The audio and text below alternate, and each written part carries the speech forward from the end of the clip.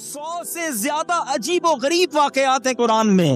آج ہمیں پتہ نہیں 3rd world war 2nd world war تو فلاں ملک کب آزاد ہوا, تو اس ملک کی جنگ کب ہوئی, وہ آئٹم کب ایجاد ہوئی, سب پتا ہوگا. نہیں پتا ہوگا تو غزوہ بدر میں کیا ہوا, غزوہ احد میں کیا ہوا, حضرت موسیٰ علیہ السلام کے واقعات کیا ہیں, فرعون کیسے غرق ہوا, وہ کون سی گائے تھی جس کو سونے کے وزن کے مطابق بیچا گیا. ایک سے ایک واقعہ ہم نہیں سنتے, نہیں پڑھتے, پتہ ہی نہیں ہے. ہمیں نہیں پتا تو ہمارے بچوں کو کیسے پتا چلے گا؟ آگے جا کر تو بچے بالکل اسلام سے دور ہو جائیں گے نا. اگر ہمیں ہی نہیں پتا قرآن میں کیا ہے تو ہم بچوں کو کیا بتائیں گے؟ آج میں قرآن ہی کا ایک واقعہ آپ کو سنانے آیا ہوں, اور یہ وہ واقعہ ہے جس کا ایک حصہ تو ہو چکا اور ایک حصہ ہونا ہے. یہ حیرت انگیز واقعہ بھی ہے, اور اس کائنات میں ایک عظیم واقعہ ہونے والا ہے, اور قرآن نے اس کا بڑا تفصیلی ذکر کیا. اور یہ واقعہ ہے حضرت ذوالقرنین کا. اب ذرا سنتے جائیے گا کہ کیا عجیب و غریب انہوں نے سفر کیا.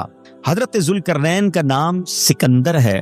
یہ حضرت خضر علیہ السلام کے خالہ زاد بھائی ہیں. حضرت خضر علیہ السلام ان کے وزیر اور جنگلوں میں علم بردار رہے. یہ سام بن نوح علیہ السلام کی اولاد میں سے ہیں, اور یہ ایک بڑھیا کے اکلوتے فرزند ہیں. حضرت ابراہیم علیہ السلام کے دست حق پرست پر انہوں نے اسلام قبول کیا, مدتوں ان کی صحبت پہ رہے. حضرت ابراہیم نے ان کو کچھ وصیتیں بھی فرمائیں. صحیح قول یہی ہے کہ یہ نبی نہیں تھے, مگر ایک مرد صالح ہیں جو ولایت کے شرف سے سرفراز ہوئے. حضرت ذوالقرنین. ذوالقرنین کیوں کہلائے؟ ذوالقرنین کہتے ہیں 2 سینگ والا. ٹھیک ہے, تو اس لیے یہ کہلائے کہ انہوں نے دنیا کے 2 سینگوں, یعنی دنیا کے ایک کونے سے دوسرے کونے تک کا انہوں نے سفر کیا. ایک وجہ یہ بھی ہے, اور بھی اس کی وجوہات ہیں. اچھا, انہوں نے 3 سفر کیے, اور قرآن نے ان تینوں سفروں کو بڑے پیارے انداز میں بیان کیا. اور یہ سورہ کہف اگر آپ پڑھیں, کمال کی سورت ہے. سورہ کہف, ایک تو اصحاب کہف کا اس میں واقعہ موجود ہے, پھر حضرت ذوالقرنین کا واقعہ بھی موجود ہے, اور اسی سورہ کہف میں حضرت موسیٰ اور حضرت خضر کی جو ملاقات ہوئی, اللہ اکبر, وہ واقعہ پڑھنے کے لائق ہے کہ کیا ملاقات تھی, کیا باتیں ہوئی, اور کیا اللہ کی حکمتیں تھی. سبحان اللہ, پڑھے تو پتہ چلے نا. تو بہرحال میں اب سورہ کہف پوری بیان کرنے کا تو وقت نہیں. حضرت ذوالقرنین کے 3 سفر بیان ہوئے.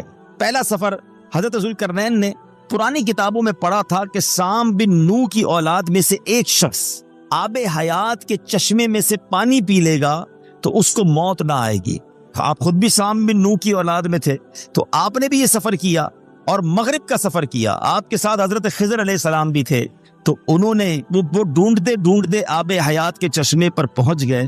انہوں نے وہ پانی پی لیا, مگر حضرت ذوالقرنین کے مقدر میں نہ تھا, وہ پانی نہ پی سکے. حضرت خضر آج بھی حیات ہیں. دیکھیں نا, یہ اللہ کے مطلب حکمتیں ہیں, اس کی مشیت ہے. تو انہوں نے وہ پانی پی لیا. اب مغرب کی جانب جب روانہ ہوئے تو وہاں آبادی کا نام و نشان بھی نہیں تھا, مگر اب آپ ایسے کنارے پر پہنچے کہ جہاں سورج بالکل آپ کی آنکھوں کے سامنے غروب ہوتا تھا. کتابوں میں لکھا کہ سورج ایسے نظر آتا تھا جیسے ایک سیاہ چشمے میں ڈوب رہا ہے. وہاں ان کو ایک ایسی قوم ملی جو جانوروں کی کھال پہنے ہوئے تھی, اس کے سوا کوئی دوسرا لباس ان کے بدن پر نہیں تھا. وہ دریائی مردہ جانور کھاتی تھی, اس کے سوا ان کے پاس اور کوئی غذا نہ تھی. یہ قوم ناسک کہلاتی تھی. حضرت ذوالقرنین نے ان لوگوں کو اسلام کی اللہ کی طرف بلایا, دعوت دی. کچھ ایمان لائے اور کچھ لڑائی میں مارے گئے. مغرب کا ویسٹ کا سفر پورا ہوا.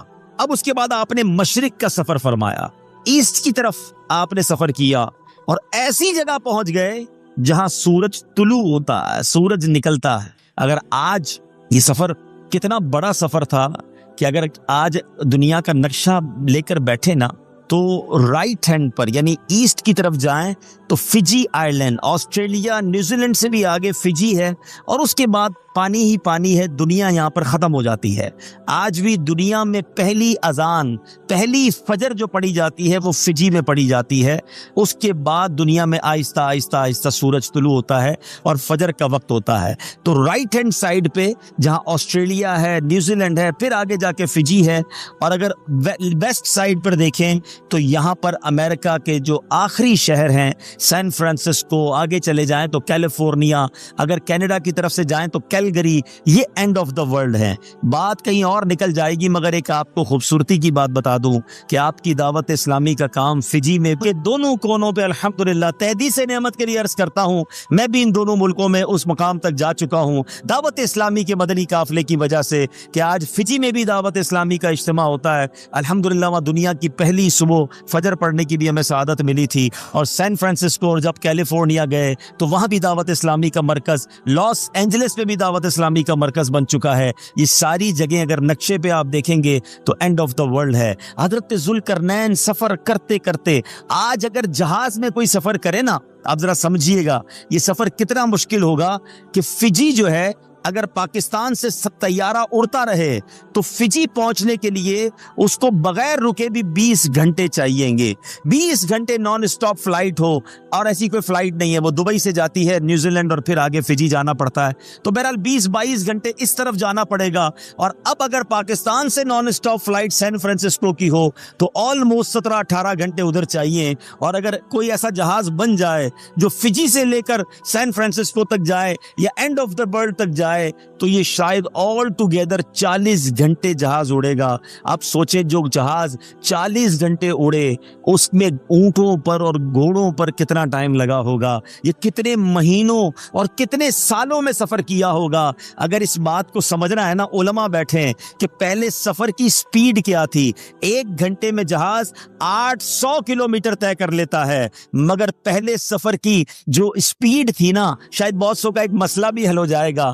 ہم جو یہ کہتے ہیں نا شرعی مسافت، تو یہ شرعی سفر کتنا ہے؟ 3 دن کا سفر. اور 3 دن کے سفر کے ساتھ ایک اور جملہ سنتے ہیں، 92 کلومیٹر. تو اس کا مطلب پتہ کیا ہے؟ 3 دن میں 92 کلومیٹر طے ہوتا تھا.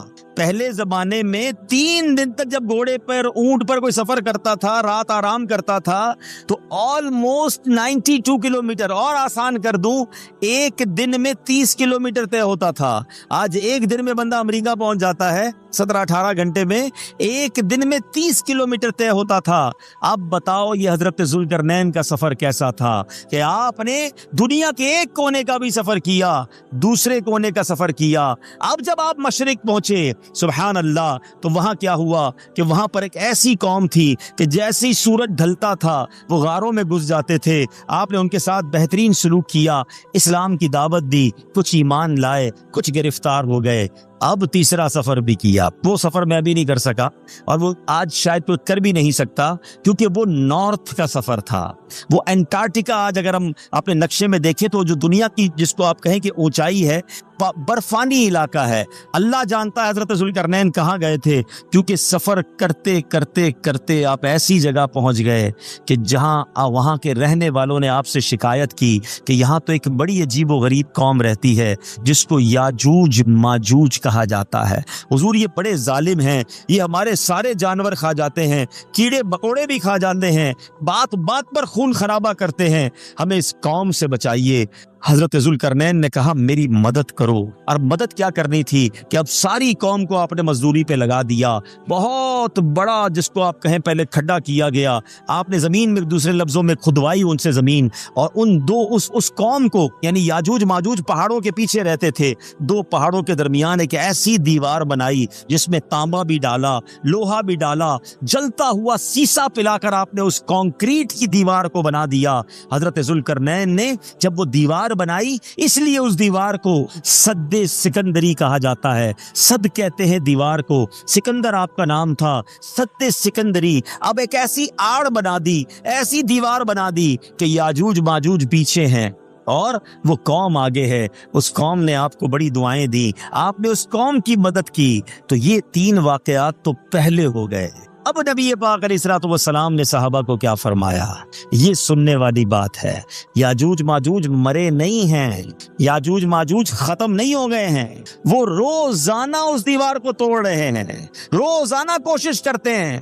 شام ہونے لگتی ہے تو کہتے ہیں چلو کل پھر آئیں گے، لیکن چونکہ وہ انشاءاللہ کہہ کر نہیں جاتے، صبح آتے ہیں دیوار پھر کھڑی ہو جاتی ہے۔